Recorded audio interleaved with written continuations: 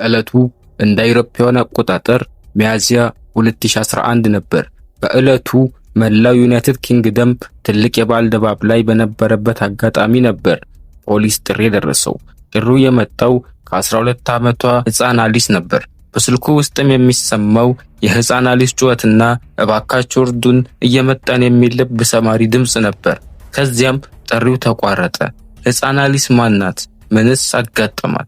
በዚያ የበዓል ዕለት ምን ተፈጠረ የሚለውን እንመለከታለን።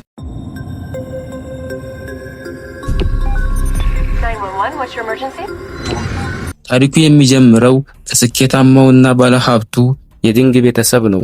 የዲንግ ቤተሰብ ከቻይና ወደ ኢንግላንድ ፈልሰው የሚኖሩ ቤተሰቦች ናቸው። ዶክተር ጂፌንግ ዲንግ እና ባለቤቱ ሄለን ቹይ ከሁለት ልጆቻቸው የ18 ዓመቷ ናንሲና የ12 ዓመቷ አሊስ ጋር በደስታ የሚኖሩ ቤተሰቦች ናቸው። ዶክተር ጂፌንግ ዲንግ በማንቸስተር ዩኒቨርሲቲ ታዋቂ ኬሚስትሪ መምህርና ተመራማሪ ሲሆኑ ባለቤታቸው ሄለን ቹይ በበኩሏ የተሳካላት ነጋዴ ናት። ልጆቻቸው አሊስና ናንሲም በትምህርታቸው እጅግ ጎበዝና የሙዚቃ ተሰጥኦ ያላቸው ሕፃናት ናቸው። የዲንግ ቤተሰብ በመላው እንግሊዝ የሚታወቁ ቅንጡ ኑሮ የሚኖሩ ስኬታማ ቤተሰቦች ናቸው። በሚኖሩበት ኖርዛምፕተንሻየር ከተማ ውስጥም በጣም ተወዳጅ ነበሩ።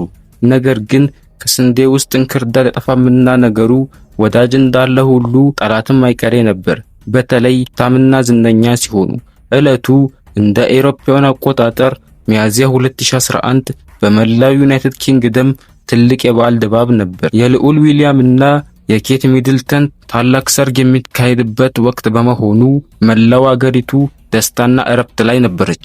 ነገር ግን ከለንደን ወጣ ብላ በምትገኝ ኖርዛምፕተንሻየር ከተማ ውስጥ ማንም ሊገምተው የማይችለው እጅግ ዘግናኝ እልቂት በስውር የተፈጸመ ነበር። አንድ የቻይና ተወላጅ የሆነ መምህር ባለቤቱና ሁለት ልጆቹ በገዛ ቤታቸው ውስጥ በአሰቃቂ ሁኔታ ተገለው ተገኙ። ይህ ሁኔታ መላው እንግሊዝን ያስደነገጠ ነበር። በጊዜው ፖሊስ ከዲንግ ቤተሰብ የድረሱልን ጥሪ ቢደርሳቸው ጥሪው በቶሎ በመቋረጡ የፖሊስ ኦፕሬተሮች ጥሪው ከየት እንደተደረገ አድራሻውን ሊያገኙት አልቻሉም ነበር። የተሳሳተ ቦታ ላይ ፍለጋቸውን አድርገው በመመለሳቸው እርዳታቸውን ለሚፈልጉት የዲንግ ቤተሰብ በሰዓቱ ሊደርሱላቸው አልቻሉ። የዲንግ ቤተሰብ አስክሬንም ከሁለት ቀናት ቆይታ በኋላ በሰፈሩ ሰው ጥቆማ መሰረት ሊገኝ ይችላል። ገዳዩም ይህንን ክፍተት ተጠቅሞ ከቦታው ማንም ሳያዩ ሊሰወር ችሏል።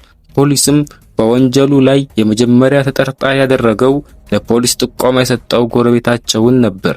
ጎረቤታቸውም በሰጠው ቃል መሰረት ጎረቤቶቹ የሆኑት የዲንግ ቤተሰብ ለሁለት ቀናት ያህል እንዳልተመለከታቸው ሲናገር፣ ይህም ጥርጣሬ አሳድሮበት ምን እንደተፈጠረ ለማወቅ ወደ ቤታቸው ሲሄድ ሁሉንም የቤተሰብ አካላት ሞተውና ቤቱም በደም ጎርፍ ተጠቅልቆ መመልከቱን ገለጸ። የሰጠው ቃልና ሌሎች ምስክሮችን ተመልክተው ተጠርጣሪውን ነፃ ሆኖ በመገኘቱ በነፃ አሰናበቱት። ቀጣዩ ለፖሊሶች ራስ ምታት የሆነው ጥያቄ ይህንን የተከበረ ቤተሰብ ማን ገደለው? ቤተሰቡ በሰላም የሚኖሩና ይህን የሚባሉ ጠላት አለመኖሩ ነው። መርማሪ ፖሊሶች ከየት መጀመር እንዳለባቸው ግራ ተጋብተዋል። ከዚያም ሲመለከቱ አንድ ነገር አስተዋሉ። የዲንግ መኪና በቦታው አልነበረም። ከዛም መርማሪዎች የዲንግ መኪናን ለማግኘት ፍለጋ ገቡ። በመንገድ ካሜራ በተደረገ ክትትል የዲንግ ቤተሰብ ተገደለበት ዕለት አንድ ሰው የዲንግ ቤተሰብ መኪናን በማሽከርከር ወደ ለንደን ከዚያም ወደ ደቡብ ባህር ዳርቻ ሲጓዝ ተስተውሏል። በጊዜው በተገኘው ምስል ላይ እድሜው ከ50 እስከ 60 ዓመት የሚገመት ሰው መኪናውን ሲያሽከረክረው ይታያል። ምናልባትም ይህ ሰው የዲንግ ቤተሰብ ገዳይ ሊሆን እንደሚችል ፖሊስ ጠረጠረ። ፖሊስም መኪናዋ ወደ ሄደችበት ቦታ ሲደርሱ መኪናዋ እዛው ወደብ ዳር ላይ ቆማ አገኟት። ከአካባቢው ባገኙት ምላሽም መኪናዋ የዲንግ ቤተሰብ በተገደለበት ዕለት መታ እንደቆመች ማረጋገጥ ቻሉ።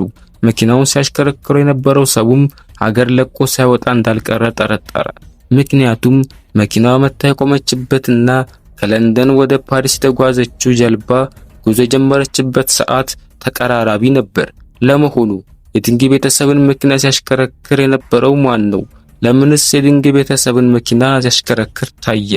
ፖሊስም ካገኛቸው የመንገድ ላይ ምስሎች የሰውየውን ፎቶ በመውሰድ ከእንግሊዝ የመረጃ ቋት ላይ ማንነቱን መፈለግ ጀመረ።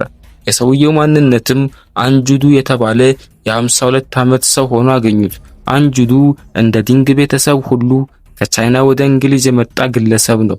ፖሊስ የአንጁዱን መረጃ በጥልቀት ሲመረምር ከዶክተር ጂፌንግ እና ከባለቤቱ ሄለን ዲንግ ጋር የቆየ ቢዝነስ አለመግባባት እና የገንዘብ ክስ በፍርድ ቤት የነበረው ሰው ነው። በፍርድ ቤቱ ክስ ምክንያት ከፍተኛ ገንዘብ እንደተበየነበት ማወቅ ቻሉ። አንጁዱም በዚህ የበቀል ስሜት ተነሳስቶ ወንጀሉን ፈጽሞታል የሚል ድምዳሜ ላይም ደረሱ። ፖሊስም ገዳዩ ከሀገር መውጣቱን ተከትሎ ከኢንተርፖል ጋር በመተባበር በዓለም ዙሪያ የአንጁዱን ፎቶ በየአውሮፕላን ማረፊያ እንዲለጠፍ አደረገ። አንጁዱም ማንነቱንና ስሙን ቀይሮ ለ1 ዓመት ከ7 ወራት ያህል ቆየ። በኋላ አንድ ሰው ለሞሮኮ ባለስልጣናት ጥቆማ ሰጠ።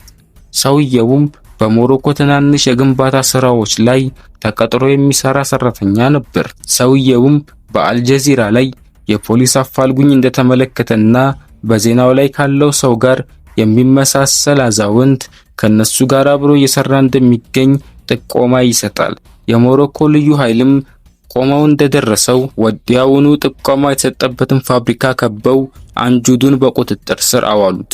ከዚያም ከ1 ዓመት የህግ ክርክር በኋላ እንደ አውሮፓውያን አቆጣጠር በ2013 ከሞሮኮ ወደ እንግሊዝ ተላልፎ ተሰጠ። በኖቬምበር 2013 በኖርዛምፕተን ክራውን ችሎት ተሰየመ። አንጁዱም በፍርድ ቤት ሲቀርብ ፊቱ ላይ ምንም አይነት ጸጸት አይነበብበትም ነበር። በችሎቱ ላይ የተሰየሙት ሌሎች የዲንግ ቤተሰብ የቅርብ ወዳጆችና የሚያውቃቸው ሰዎች በመሪር ሐዘን ውስጥ ሆነው ይታያሉ። አንዳንዱም በማልቀስ ላይ ይገኛሉ። በፍርድ ቤቱ ችሎት ላይ የተሰየሙት ዳኛ ቀጥለው አንጁዱን ወንጀሉን ለምን እንደፈጸመው ጠየቁት። በመቀጠል አንጁዱም ወንጀሉን ሙሉ በሙሉ ተናዘዘ።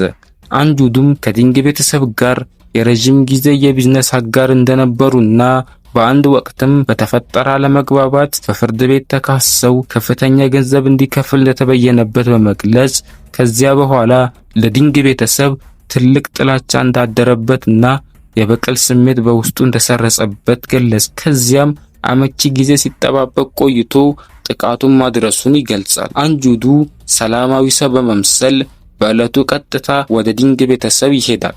ከዚያም ወደ ቤት ውስጥ በመግባት ከቤቱ ይዞት በመጣው የወጥ ቤት ትልቅ ቢላዋ በመጀመሪያ ዶክተር ጂፌንግን ቀጥሎም ባለቤቱን ሄለንን ደጋግሞ በመውጋት በአሰቃቂ ሁኔታ ገደላቸው። ከዚያም የ18 ዓመቷ ናንሲና የ12 ዓመቷ አሊስ ፎቅ ላይ ባለው ክፍላቸው ሆነው የቤተሰባቸውን የጩኸት ድምጽ ሰምተው ለፖሊስ ቢደውሉም ፖሊስ ሳይደርስላቸው ቀረ። አንጁዱም እነሱንም በአሰቃቂ ሁኔታ በያዘው ቢላ ገደላቸው። ቀጥሎም ራሱን በማጸዳዳት በዲንግ ቤተሰብ መኪና ወደ ለንደን ወደብ ዳርቻ ከዚያም በጀልባ በመሳፈር ወደ ፈረንሳይ ፓሪስ በመጓዝ ከፈረንሳይ ወደ ስፔን ከዚያም በኮንትሮባንድ ጀልባ ወደ ሞሮኮ በመግባት ማንነቱን ቀይሮ ለ1 ዓመት ከ7 ወራት ቆየ። በፍርድ ቤቱ የተሰየሙት ዳኛም በአዋቂዎች መካከል ባለ ገንዘብ አለመስማማት በቂም በቀል ምንም የማያውቁትን ልጆች ያለምንም ርህራሄ ገደልካቸው፣ አንተ ለዚህ ዓለም የማትገባ አረመኔ ጭራቅ ነህ በማለት የእድሜ ልክ እስራት ፈረዱበት። ከዚህ ቪዲዮ የምንረዳው አንድ ነገር ቢኖር ከወንጀል ማምለጥ እንደማይቻል ነው። ወንጀለኛው ምንም እንኳን አገር አቋርጦ ቢሸሽም መሬት የፈሰሰ የንጹሃን ደም በከንቱ እንደማይቀር ነው። ለመሆኑ በእናንተ አስተያየት በወቅቱ የእንግሊዝ ፖሊስ የስልክ ጥሪ አድራሻውን ባይሳሳቱ ኖሮ ለዲንግ ቤተሰቦች ደርሱላቸው ነበር ብላችሁ ታስባላችሁ ወይስ ወንጀለኛው በጊዜው ይደረስበት ነበር? አስተያየታችሁን በኮሜንት አሳውቁኝ። ይህንን ታሪክ ከወደዳችሁት ላይክ እና ሰብስክራይብ በማድረግ ለብዙዎች አድርሱልኝ እያልኩኝ በቀጣይ በሌላ መሳጭ እውነተኛ ታሪክ እመጣለሁ። እስከዛው ሰላም። 911, what's your emergency?